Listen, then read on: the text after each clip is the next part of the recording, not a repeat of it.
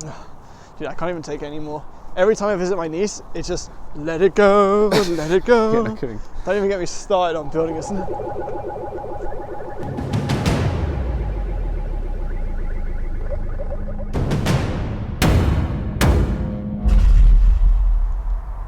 James, is that future us? Yeah, I think so. Kind of looks like they want us to go with them.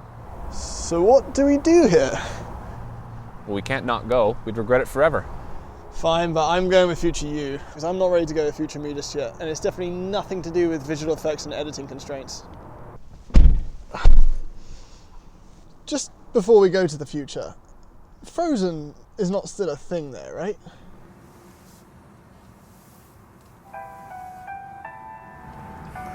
Son of a... You're watching Throttle House, and I'm James. And I'm Thomas. So we know that die-hard EV fans have already considered these cars, but for those of us dipping our toes in the electric world for the first time, these represent the high-range, affordable go-tos on the market. So if you're watching Throttle House for the first time, we care more about driving impressions, how fun the car is. So today we're going to figure out which one of these cars is more exciting and which one is better to live with. Obviously, the short-range Model 3 is planted perfectly at the Bolt's price point. However, it's taking Elon time to get here. But even still, utter the words Model 3 at the Chevrolet offices and a coldness fills the room. This thing is so hot right now. It has more power than the Bolt, more storage capacity, more range, more places to charge. And those things are still all true for the incoming short-range Model 3, apart from the range bit. And if that isn't enough, the Tesla mocks the Bolt with its little Easter eggs. Don't worry, you'll get to watch me enjoy some of those later. Needless to say, on paper, the Bolt is in real trouble here. Okay, before you rush to the comments and say that this comparison makes no sense because the Tesla's a rear-wheel drive sedan and this is a front-wheel drive hatchback, consider the fact that as of right now, these are some of really the only affordable EVs with good range for sale, even if in the winter I found that this Bolt only seems to make it to the high 200 kilometers level. Also, we are comparing them because EVs are actually really fun to drive. And if you're an EV fan, you probably already know that, but today we want to see if these two can bring some smiles on our favorite back road. Now, the Bolt. This is a practical little thing. Comes packed with lots of handy features, like a remote start, a great breakdown of EV and setup info on the main screen, and a teen driver function, which is handy if you want to set a speed warning or a maximum volume level for your child. Or you could not. Let them live. Either way, if you're a gas-powered car fan only, tune in because these EVs can actually be really fun, even if sometimes they are a bit hard to get your head around, as demonstrated by this lady, who looks suspiciously like James. Subscribe. All right, the Chevy Bolt. Let's not waste any time. I'm on a back road. Let's have some fun. I'm sure James is right behind me.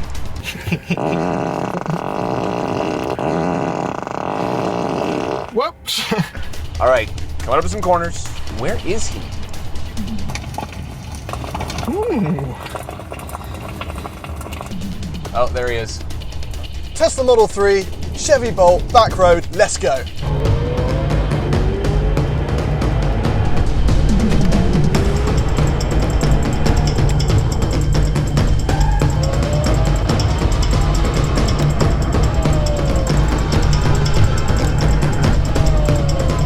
The Bolt doesn't feel like it has a very low center of gravity, but it kind of you feel the shorter wheelbase. It's fun. I felt as confident going around these corners as I did in the M2 competition.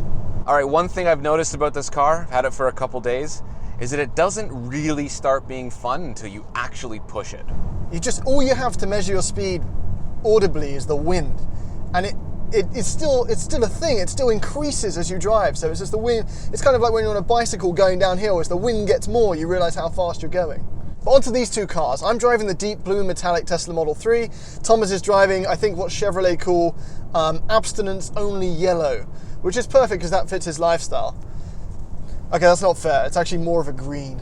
Okay, yes, this is a little bit of a ridiculous color. It's somewhere in between phlegm and a lime, but I think it's really bright. And you know what? People see you on the road, and that's a good thing in a small car. All right, 383 kilometers of range, which is more than enough. But when it comes down to it, both of these cars have more than adequate range to get you through your life. So what I'm interested in is which one is more fun. This one is front-wheel drive, and you can very much obviously feel that it is front-wheel drive. It spins its wheels all the time, even with the traction control on. You stomp on the throttle and it'll spin a wheel. I can put it in a sport mode. I'm going to do that right now. And this actually becomes a pretty fun car. You do have to push it though, as I said. Foot down, there's a surge of electric torque. It is immediate, and it is very obviously an electric motor. James is in that Tesla right now, and I have a feeling with his extra horsepower, he's probably throwing his head back a little bit more aggressively than I am. Oh. Even in the non-performance, it will throw your head back. So as I was saying before, the torque in this car is instant. It's such a smooth delivery. The moment you put your foot down, it's crazy for you. I love it. I still can't get over the novelty of how much more confident electric motors are when it comes to putting down the power. And the power in this car is a little bit more than that Bolt. This has got 258 horsepower versus the Bolt's 200 horsepower. And yes, car enthusiasts will complain that it doesn't make any sound, but I think there's a positive side to that, because what they don't account for is the fact that every time you hear a car, it's not always delivered in the sound of a sweet V8 or V12, thank you very much, Lamborghini. But I look forward to the point where a Mack truck engine braking next to me doesn't stop my conversation. Okay, this is an electric car, and it is on snow tires. I'm getting quite a lot of road noise coming through, but obviously there's no motor noise. So overall, it's quite quiet. And something that I think is cool, and that I got roasted in our Tesla Model 3 video versus M2 for saying that I thought the Tesla needed more engine noise. I don't care. Noise is a feedback that I get when I put my foot down. I want to hear something. I'm not used to these silent cars yet, but this car, when you have everything turned off and you put your foot down, you might not be able to hear it, but I can. I can actually hear the electric motor, and I think it sounds cool. Electric motors spin to like 12,000 RPM at least, and that's a cool thing to hear. I want to hear it. I want some audible feedback to me putting my foot down, and this has that. So this being the rear-wheel drive means it doesn't have the electric motor up front. So what it does do is send all the power to the rear wheels, which means it kind of feels a little bit more playful than the all-wheel drive that we drove earlier. So the steering has great on-center feel. I feel very confident with it. I feel it more through the suspension than I do the actual steering wheel. There's not much feedback going over the bumps on this road, but I feel it at my feet, not on my hands. But despite that, I still feel very connected to the road. So whatever Tesla's doing, they're doing it right. So the Bolt does the 0 to 60 in about 6.5. This does it in a sub 6 second, and both cars deliver it without any engine noise. And something about the fact that there is no engine noise means that your other senses heighten. So that means I'm really aware of the stiffness in the chassis and the low center of gravity thanks to the batteries right below me, which means it's absolutely captivating in a corner. But one thing both of these cars excel at is feeling like they're lighter than they are. These are heavy cars. Batteries are really, really heavy. But since the center of gravity is so low, you kind of feel nimble. It feels nimble. I mean, obviously the Tesla has a much lower center of gravity than that. You can feel that when you get in these cars. But this is still, it's fun. And what I've noticed with this particular car is if you chuck this thing into an on-ramp, it will naturally oversteer at the limit. You start to feel the rear come around. It doesn't wash like you'd think it would. It's fun. It feels closer to a Fiesta ST than I thought it would. So the important thing to note is that this is the long-range rear-wheel drive car, and they don't make that anymore for the rear-wheel drive. They still make it for the all-wheel drive. Right now, if you were to buy a Tesla Model 3 and you wanted the base spec, it would be a rear-wheel drive mid-range. So the mid-range is a bit lighter than this, cheaper than this, and it does 418 kilometers, which in miles is this. But the short-range Tesla Model 3, which is not out yet, is going to be closer to the Bolt in price and range. So the main reason these two are accessible is because there's incentives by countries to give money to people buying them.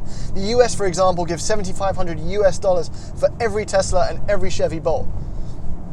Canada's got its own things going on. Ontario has its own problems going on. Thanks, Doug.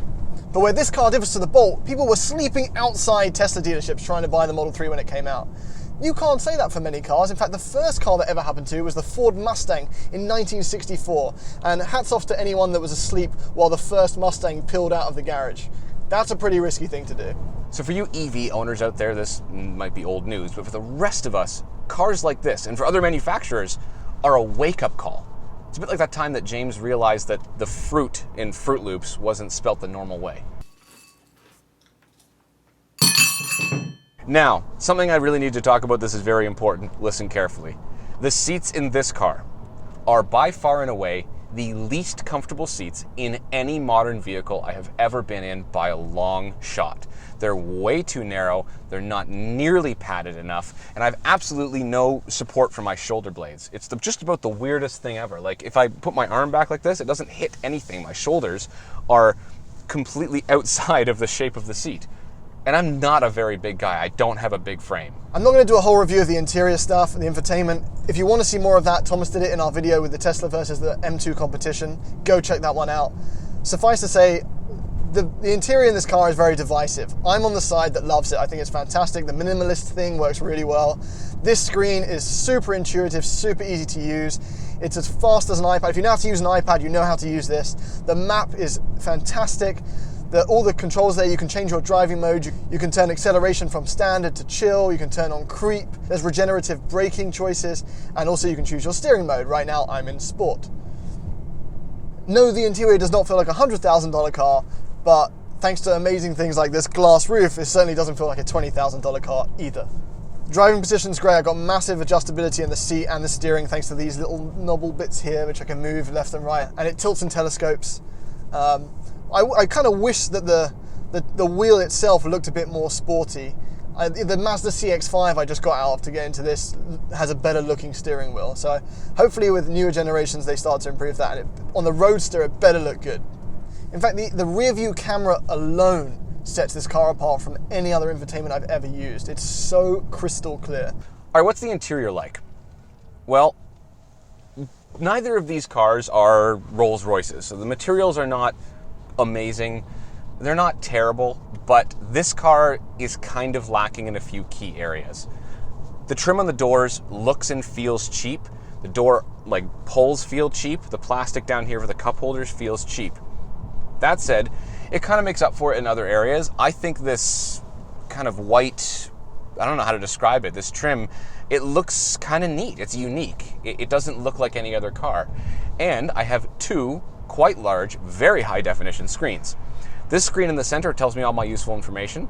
I have something in front of me to see, unlike the Tesla. It tells me my speed, my follow distance, and my range that I have left in my battery, as well as the max that I'm going to get or the min that I would get depending on how I'm driving. When I put my foot down, it has a kilowatt meter that tells me how much I'm putting my foot down, and it tells me other information about adaptive cruise control or whatever else you want. It can show you a call that is incoming. Now, this screen here is very large, and it's actually pretty quick to react, and I figured it out almost immediately. I found it quite intuitive. There wasn't really anything bad that I had to say about it, other than the fact that it is on a very horizontal slant, which means that it's going to collect quite a lot of dust. It doesn't show fingerprints though. There's a coating on it that prevents that. The climate control is half on the screen, half on the front here, and I have no problems using it. It's all very intuitive. There's a physical volume knob, unlike the Tesla, which is nice, and I can control the volume from the back of my steering wheel right here. The usage of this car is closer to a conventional vehicle than the Tesla is. So if you are bridging the gap between a gasoline vehicle and an EV, this is going to be a little bit more of a comforting feeling for you, because it's going to be something familiar. Stuff is where you expect it to be. Let's put it that way. Is it slightly annoying to look to the right the whole time for the infotainment?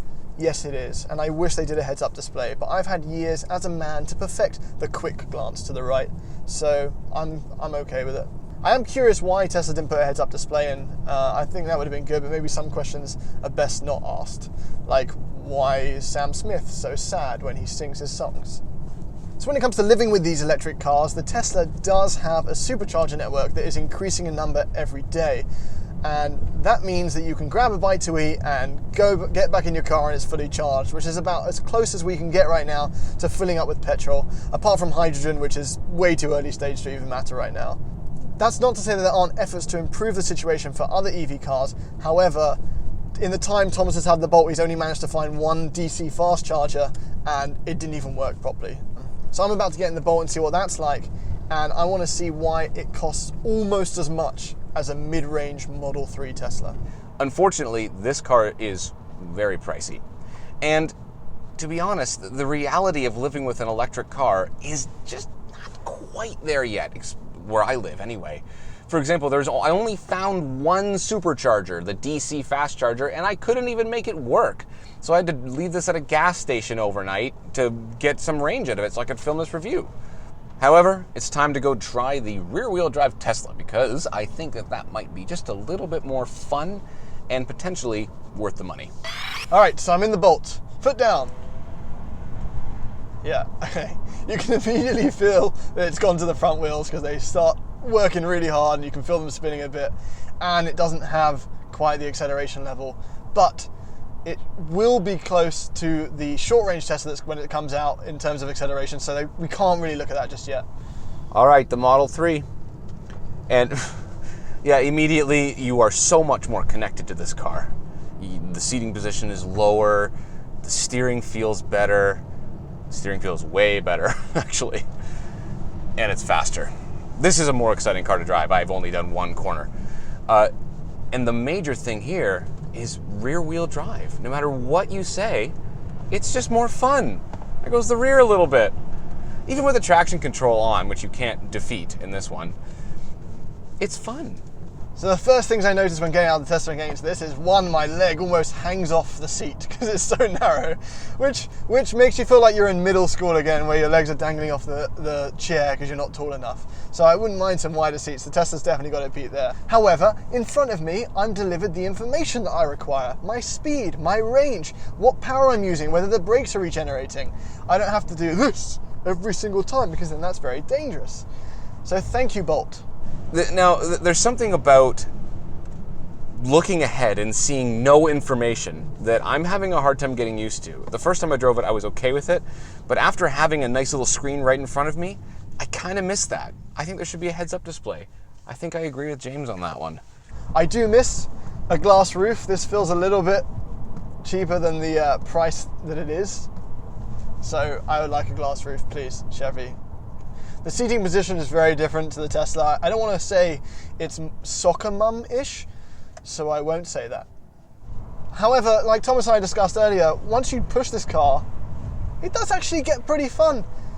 I'm not sure it rivals the Tesla completely, but it's close enough that you still get to enjoy the benefits of an electric car. You've still got that instant torque. The turn-in feels confident, even though it's got a higher center of gravity than that Tesla. So all in all, if fun factor is not top of the list of priorities when you're choosing between these two cars, then you haven't got to worry too much about losing any fun in the Chevy. I don't know. It doesn't take away from the fact, though, that this feels like a little bit more of an occasion. It feels a little bit more special. And you're spending quite a lot of money to get one of these cars. I think that you probably should get the car that just feels a little bit more like the future. But this is the more accessible one if you're coming from a regular car. However, I don't think it's too much of a scary jump to go from a normal car to a Tesla. And the beauty of the Tesla is that you don't have a reverse camera that's the quality of a potato, which this Bolt shares in common with Mazda. Ultimately, this is a style choice. If you want that hatchback city vibe car, then this is the one. Otherwise, for the sedan, comfortable, low driving position cruiser, that Tesla's really got a good thing going. I'm excited to see how this compares to its more closely related compadres. So the XC40 electric, the Kona electric, which Thomas and I have driven, and the Volkswagen ID when that comes out is quite exciting. At the very least, we will get to enjoy the knowledge that there are more options coming, and more options are always a good thing. Now, conclusion time. Which one of these would I have? Model 3. That was easy. Sorry. Bolt's great, and it's actually quite fun to drive. And it feels more like a city car. I still would take the Model 3 just because all the other pros and cons completely out of the way. The main reason I would pick this car is that it feels a little bit more connected, it feels more exciting, feels more performance oriented. And this isn't even the Model 3 performance. So really, for the price, it seems like you might be getting more car for your money with the Tesla. However, I can easily see how you might choose the Bolt over it. They are both fun, they are both practical in their own way, and they both show us that electric cars are winning more and more people over every day.